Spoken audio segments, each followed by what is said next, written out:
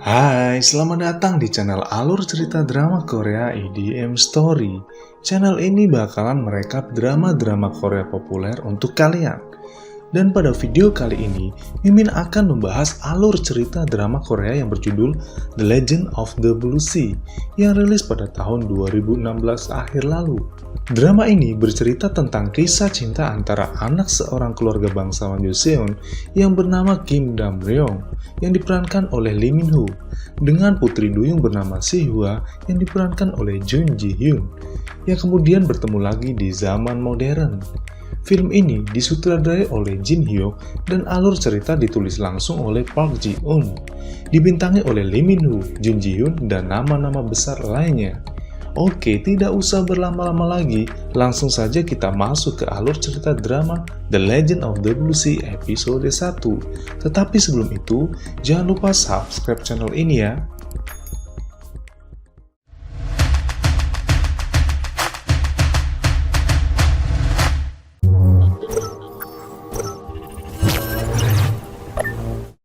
Setting drama ini dimulai pada zaman Joseon, tepatnya bulan Agustus tahun 1598 di Gangwon-do.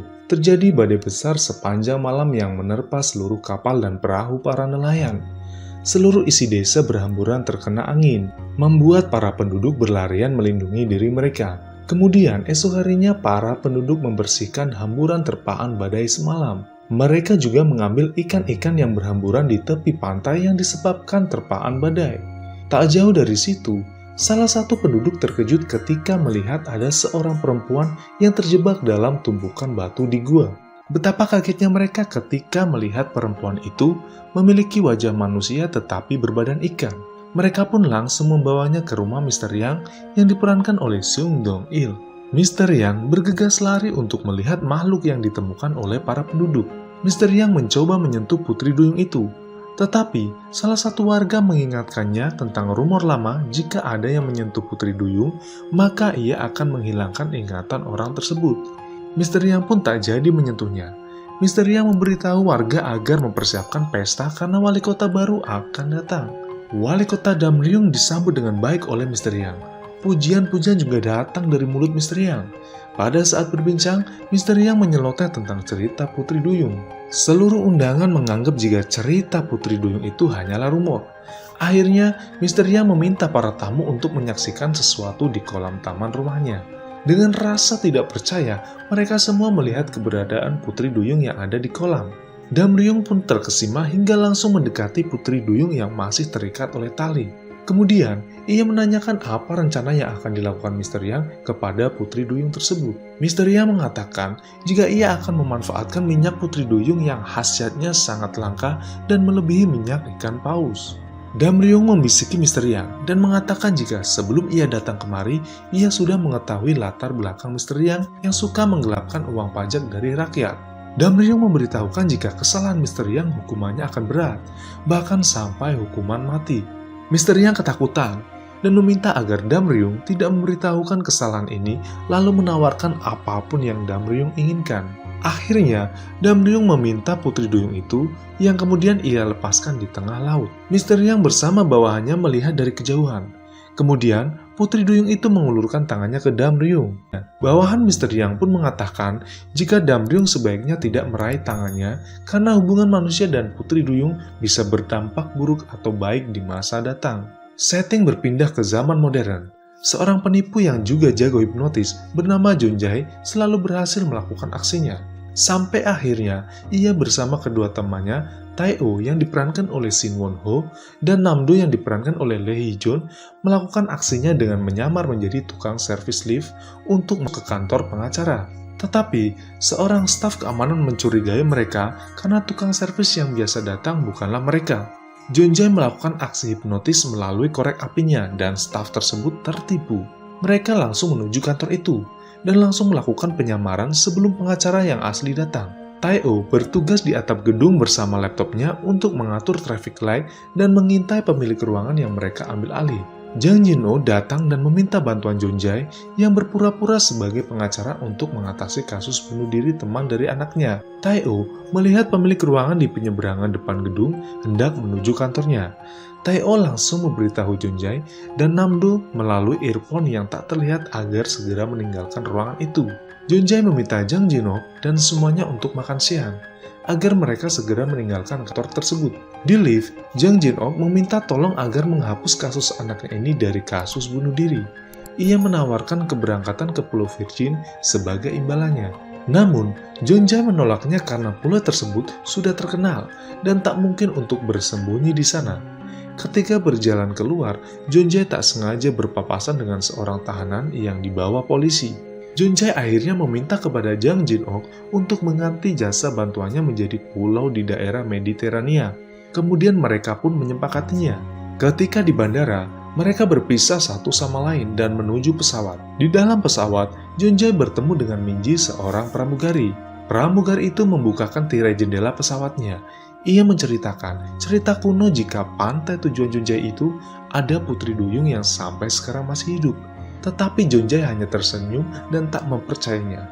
Di tempat lain, Putri Duyung Sinchung berenang bebas dan melihat sebuah gelang di dasar laut. Lalu ia mengambilnya. Setelah itu, ia muncul ke permukaan sambil memakai gelang tersebut dan kemudian menyelam lagi.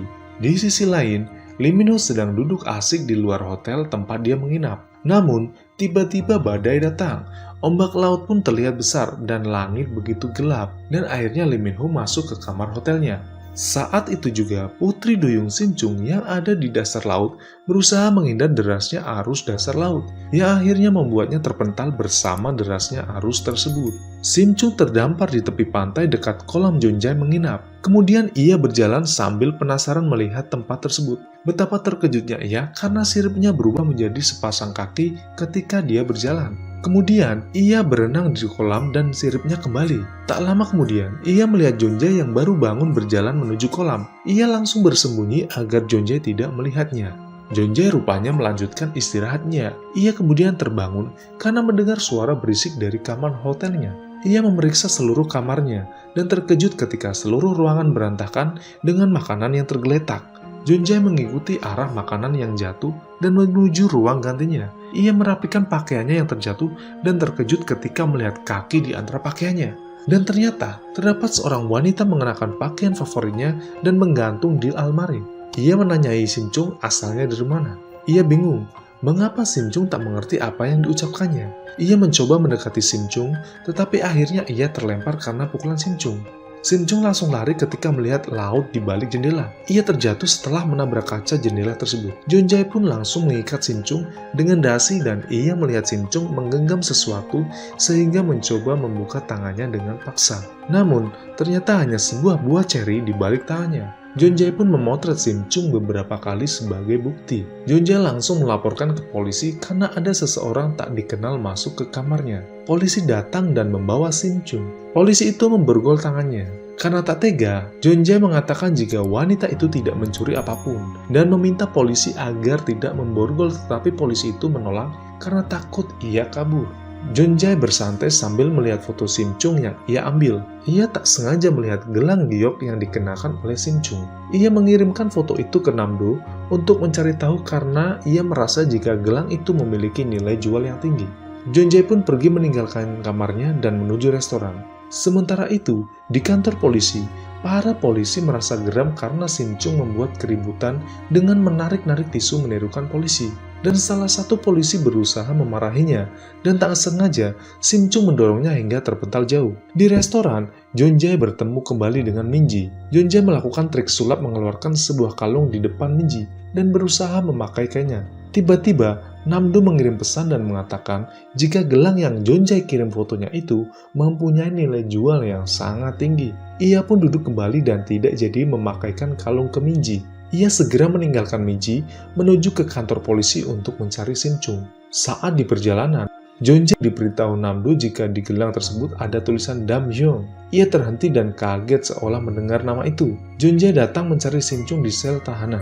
Polisi menanyakan apa tujuan ia kemari, karena masalah yang diajukan sudah selesai dan tak ada urusan lagi. Jeonjae kemudian mengeluarkan aksi hipnotis dengan korek api kepada polisi itu. Ia mengatakan jika Sim Chung adalah istrinya dan menunjukkan Sim Chung yang sedang memakai gaun. Karena tak sadar, polisi itu percaya dan membukakan sel tahanan dan mengeluarkan Sim Chung dan membawanya pergi.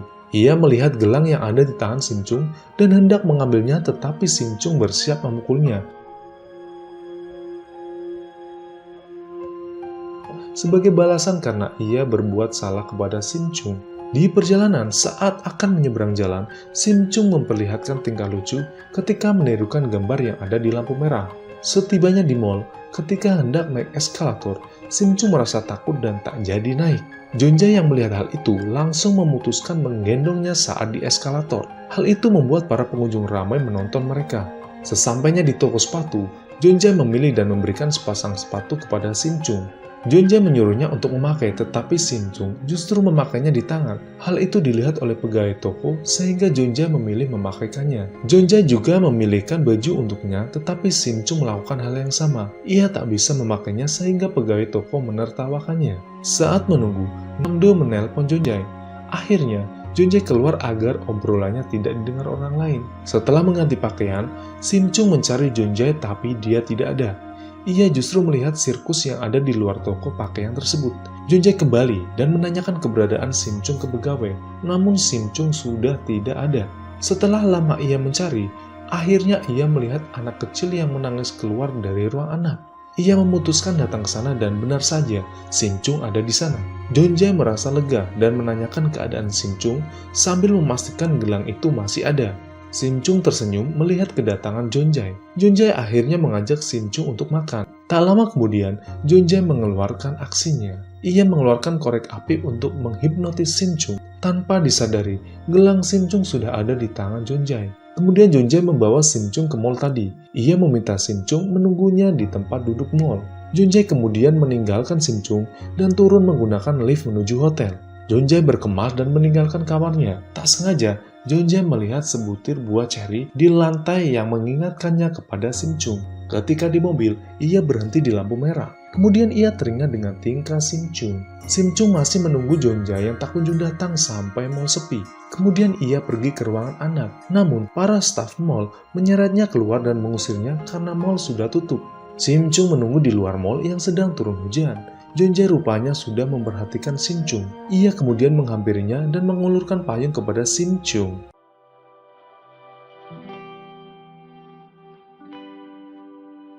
Sim Chung tersenyum melihat Jeonjae datang. Ia mengulurkan tangannya dan Jeonjae pun meraihnya. Momen ini seolah mengingatkannya kembali momen saat Sim Chung dilepaskan ke laut oleh wali kota Dam-ryung. Nah, itulah tadi alur cerita drama The Legend of the Blue Sea episode 1. Jangan lupa untuk subscribe agar kalian tidak ketinggalan lanjutan episode 2 drama ini. Jika kalian suka dengan video ini, silakan klik tombol like dan berikan tanggapan, saran, dan kritik di kolom komentar demi kemajuan channel ini.